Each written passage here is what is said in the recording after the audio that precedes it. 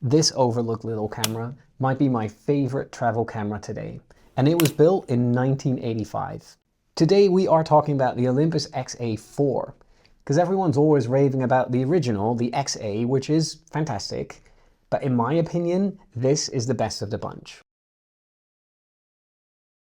But first, a bit about the camera itself. The Olympus XA4 is the youngest from the Olympus XA series, and it was produced in 1985.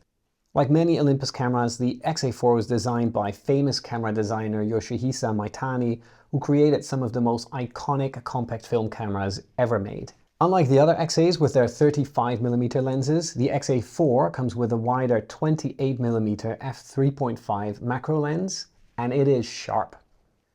And every reviewer always keeps focusing on that macro feature, which it is cool, but for me, it's really the wider 28mm lens that makes it stand out.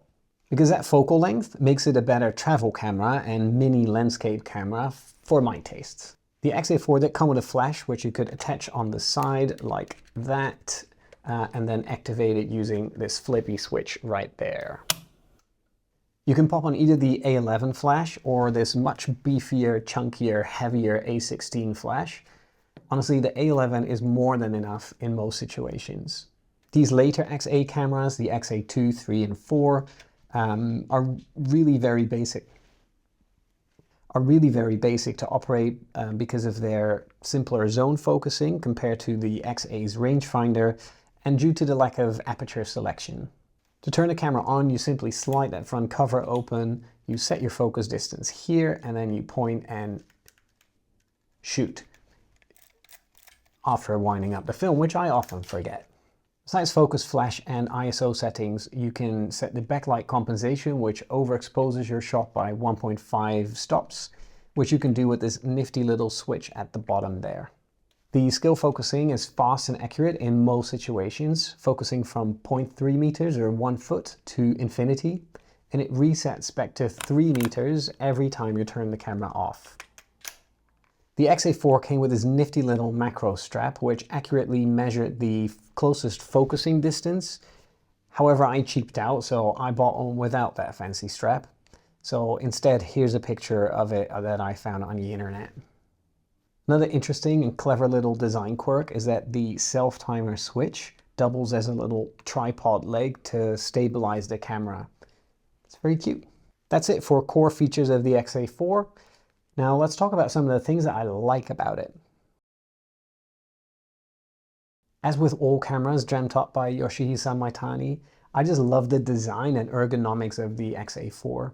Everything is just in the right place. I mean, all the XAs are little ergonomic wonders, and the XA4 is really no different. I normally do love a good grip on a camera, but the XAs don't really need it. They all seem to be designed for your hand to just wrap around it. And the look and feel itself, I mean, it's so 80s. It looks like it slipped right off MacGyver's mullet. There's just something about good design that makes it not just interesting and pleasing to look at, but also to actually use. They're mostly plastic fantastic, but it's the right kind of plastic, the non-creaky stuff that's surprisingly sturdy. Mine does have a little pin that keeps separating itself from the internals. I think it's for the film transport, but it doesn't really seem to hamper its function, and it's almost 40 years old. I can forgive it for having a loose pin here or there.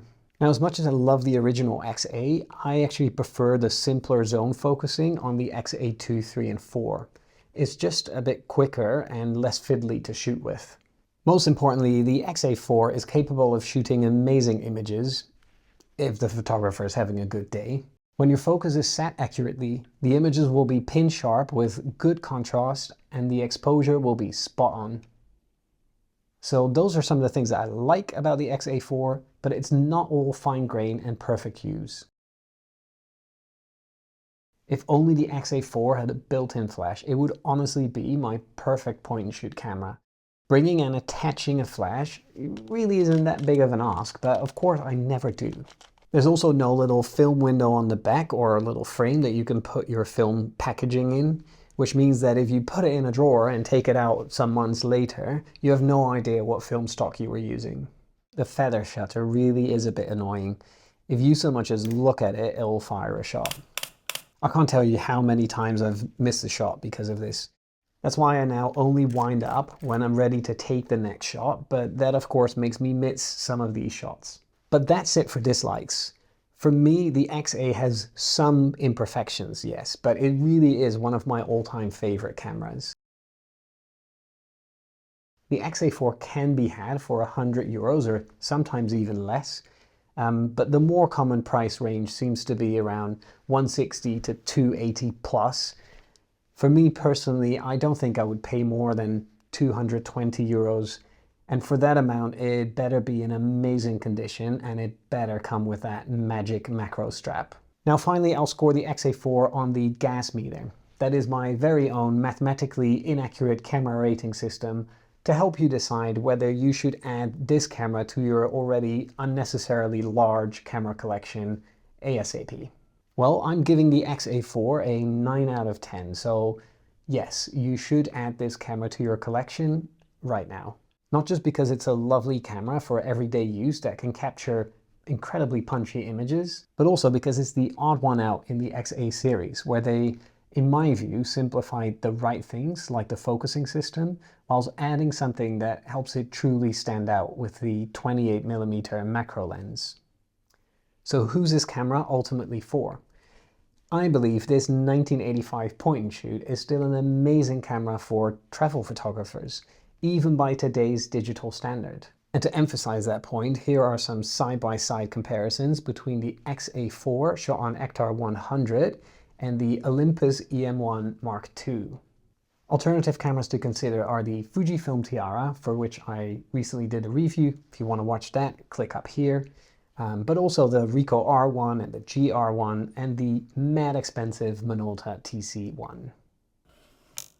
Alright, I hope you enjoyed the video. If you did, give it a like and subscribe. If you want to watch some more videos, click somewhere on the window, and don't forget to tune in for the next one, which will be the brand spanking new Olympus, no, this is not an Olympus, Pentax 17.